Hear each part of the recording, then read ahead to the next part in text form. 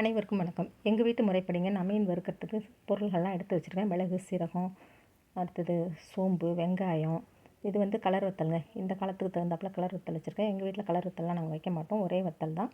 அடுத்தது மிளகு, சீரகம், சோம்பு சொல்லிவிட்டேன். அடுத்து மஞ்சள் தூள், கொஞ்சம் பூண்டு, தக்காளி. நாங்கள் வந்து அந்த காலத்தில் புளி தான் வைப்போம். இப்போ நான் தக்காளி வச்சுருக்கேன். புளி போட்டும் வறுத்து ஒரு மீன் வறுவல் இருக்குது. அது அப்புறமா வரும் பாருங்கள்.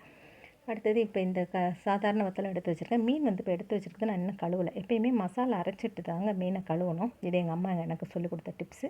குழம்புக்காக இருந்தாலும் வறுவலுக்காக இருந்தாலும் மீனை வந்து கழுவாதீங்க. அதை எடுத்து வச்சுட்டு எவ்வளோ சாமான் நம்ம போடணும், பொருட்கள் எவ்வளோ தேவைங்கிறத பார்த்துக்கோங்க. இன்றைக்கி 8 பீஸு இந்த விரால் மீன் தான்.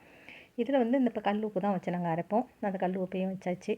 அப்புறமா பத்தலைன்னா கூட நாங்கள் கல் உப்பே கலந்துருவோங்க. அதை நுணுக்கி போட்டு கலந்தாலும் சரி, அல்லது அப்படியே பெசரும்போது அந்த கரைஞ்சிரும். ஏன்னா தண்ணிச்சத்து எல்லாம் இருக்குது பார்த்திங்களா. இந்த மசாலா அரைச்சிட்டு நான் மீன் இந்த குழம்புக்கு ரெடி பண்ணிட்டேங்க. இந்த குழம்பு வந்து நான் தனி ரெசிபியாக போட்டுறேன். இதுலேயும் சின்ன சின்ன டிப்ஸ் எல்லாம் இருக்குது.